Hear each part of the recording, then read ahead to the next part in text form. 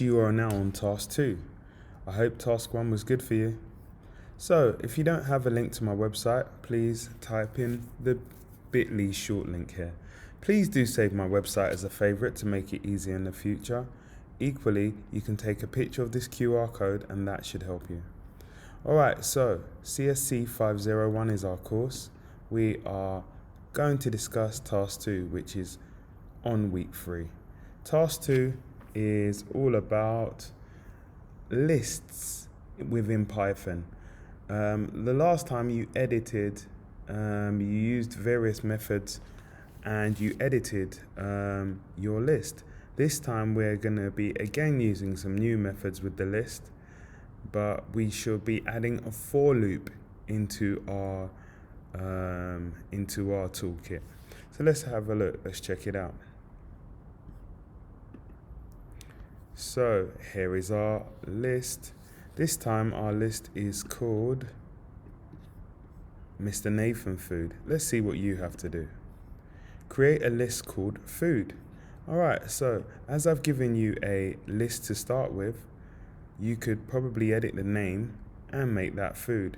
I would also suggest that you save it again, okay, and you can access it via your own SolarLearn account. So I'm going to edit this name to food.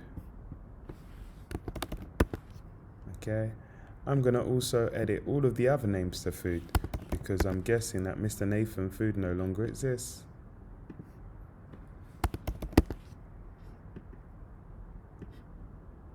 If you want, you can have a capital for the F or a lowercase f. It's up to you.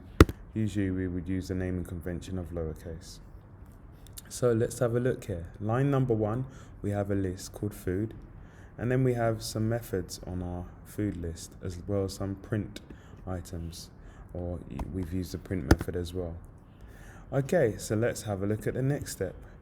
Add 5 elements of food to your list. They are strings. Okay, so we've got 1, 2, 3, 4. Add a 5th one. Equally, you can add your favorite foods if you like. What else do I like, I wonder? I do like, I've got fish, chicken, macaroni, salad.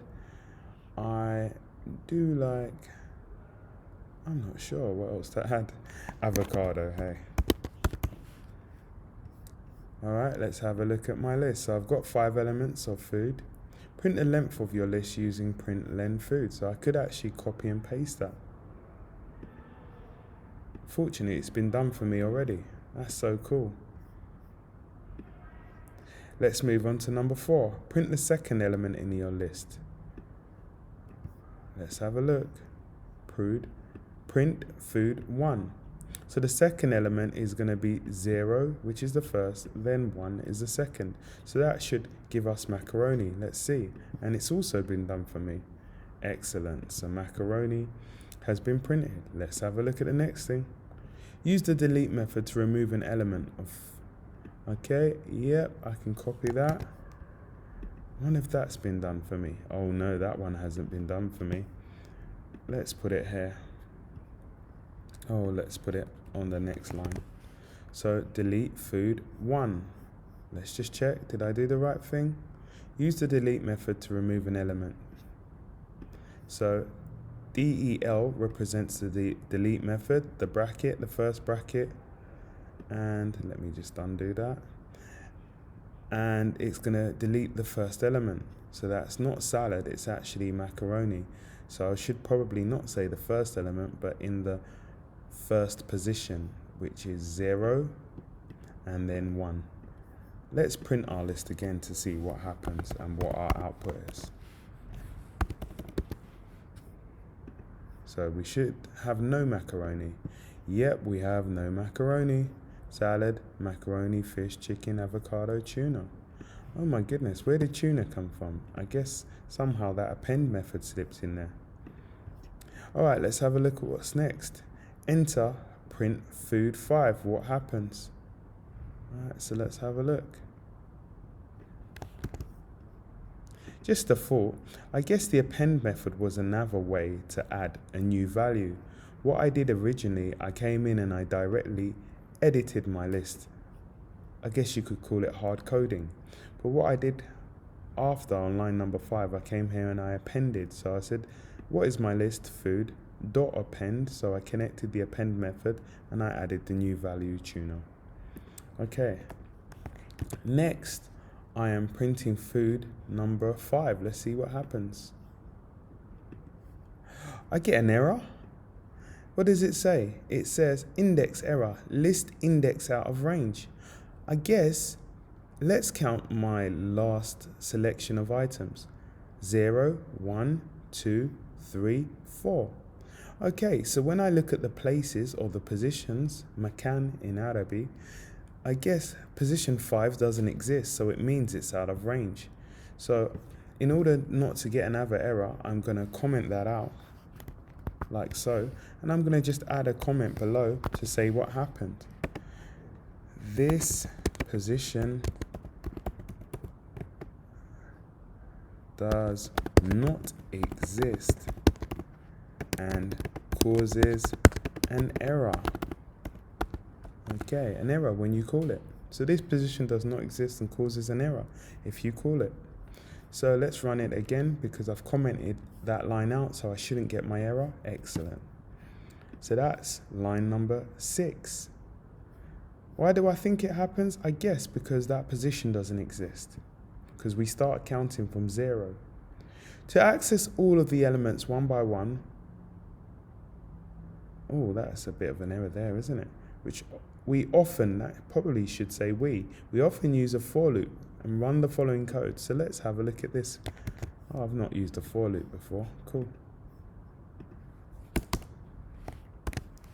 Okay, so for x in food. So this is a for loop that allows you to iterate over the list. That means that we're going to go to each position in the list, and whatever is below after the colon here is going to happen. But in order for this print statement to belong to the for statement, I need to indent the code. It was indented before, but I guess when I paste it, the indentation disappeared. So let's have a look. For x, so x is just like in algebra, it just means a place in food. Food is my list, colon, do the following, print x. So it's going to go into my list and print each value. Let's have a look. Yeah, excellent. So salad, fish, chicken, avocado, tuna. And in fact, it looks the same as the previous print, but because I'm printing it using the print statement, it's going to each element and printing it on a separate line. Whereas before, I just printed it as a list itself. Oh, that's cool. This is quite nice. I guess when you use this method, you could add your own string. What string could I add? 1. Oh, let's put that in a quotation, like so. 1 of my favorite foods. Okay, and I could concatenate that like so. That would join it. Let's run that and let's see what happens. One of my favorite foods. Let's put a space there and a colon. Colon and space. One of my favorite foods. That's cool.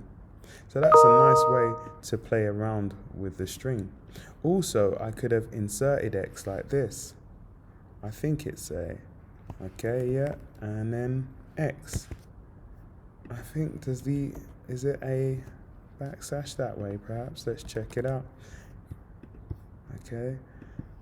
Okay, no, maybe my slash needed to be the other way. Let's try again. Oh my goodness, doesn't seem to be working. One of my favorite foods, and I escaped it here, but it doesn't seem to be working. Let's get rid of the escape and let's try it. Okay, it doesn't seem to work.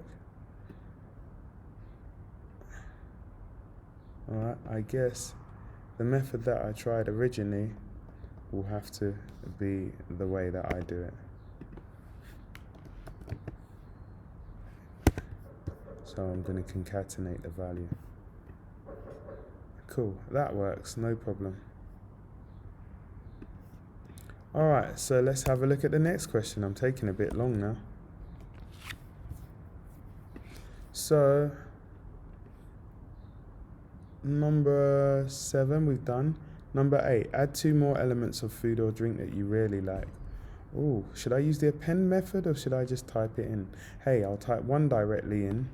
Oh, they said food or drink. I love milkshake. Oh, so I'm going to add milkshake. Ooh, milkshake.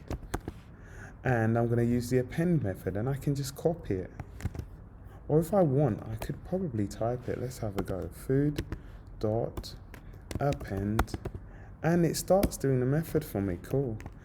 And what other thing? I need to remember my quotation. Single or double is fine. And what other foods do I like? I guess I like toast in the mornings, of course. Okay, and in order for me to find out what's in my list now, I could just print that list again, like so. Okay, so salad, fish, milkshake, tuna and toast. That is so cool. Okay, cool. So I've added those 2 extra elements. So that's number 8 tick. Sort your list using the sort method. And cool, I can just copy that code. And I've done this the last time, so I kind of remember how to do that. Food dot sort.